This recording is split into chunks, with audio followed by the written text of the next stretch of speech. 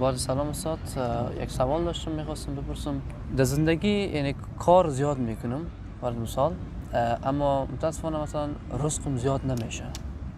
مثلا میتونیم بگیم در تلاش میکنم، سعی تلاش انجام میدم و متاسفانه مشکلات حل نمیشه.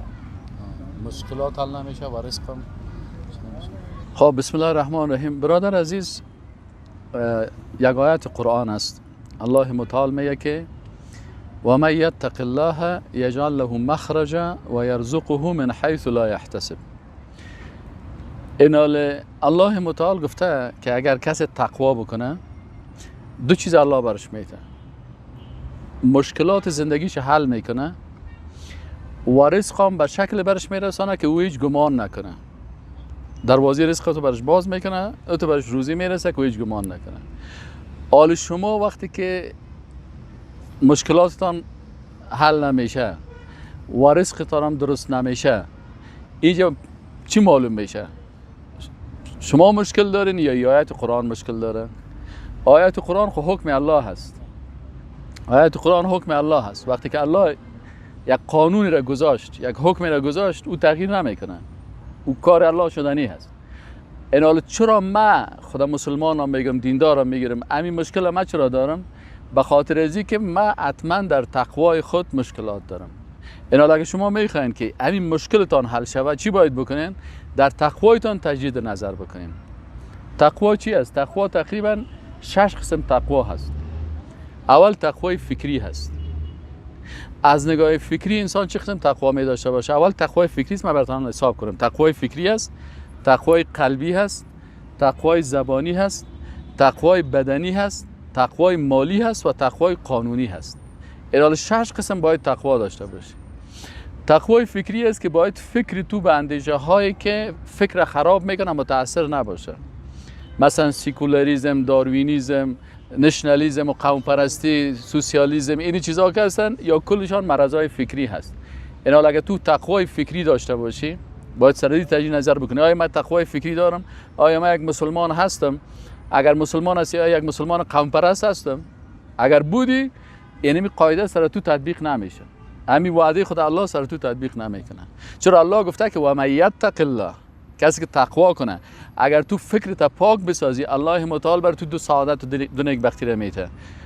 مشکلات حل میکنه و چی هسته؟ به هر شکلی که مثلا بخوای بر تو رزق میرسانه. مثلا من نشنالیست قوم پرست نیستم. این حال من که در هر ولایت برم کار پیدا میشه. اما یک قوم پرست که در رسانه ها میخیزه قوم پرستی رو ادعا میکنه، اگر پشتون است با قوم پشتون کار میکنه، در منطقه فارسیوان هیچ کس برش کار نمیته. اگر فارسیوان قوم پرست است، اون منطقه دیگه که میره مردم کش تضاد میکنه، حتی در جایی که در جای کار هم میخواد بکنه برش کار نمیته. پس این حال اینمی مشکل شد. نه این حال تقوای فکری باید داشته باشیم، تقوای قلبی داشته باشیم. قلب ما چقدر پاک است. الله متعال قلب سالم کار داره. آیا ما قلب با کلگی پاک است یا ما زیاد چیز دارم؟ از خود پرسان بکن. چقدر نفر بدت میایه؟ بعضی کسا ولی فلانی بدم میایه، ولی فلانی بدم میایه، ولی فلانی بدم میایه. اینمی خودش ضرر به تقوا میرسونه. در حالی که چرا یک کسی بد ما بیایه؟ متوجه هستی؟ این حالی قلب از این مشکل داره. دیگه تقوای زبانی هست. بسیاری کسا زبانش مشکل داره.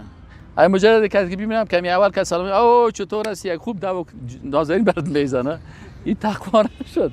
این حال مشکل تقوا داره. این حال می قاعده سر ازی تطبیق نمیشه.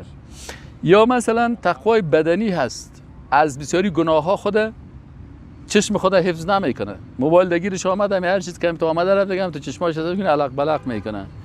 متوجه هستی؟ این حالی باید تقوای مثلا گوشت با تقوا باشه، چشمت با تقوا باشه، دستت با تقوا باشه، زبانت با تقوا باشه.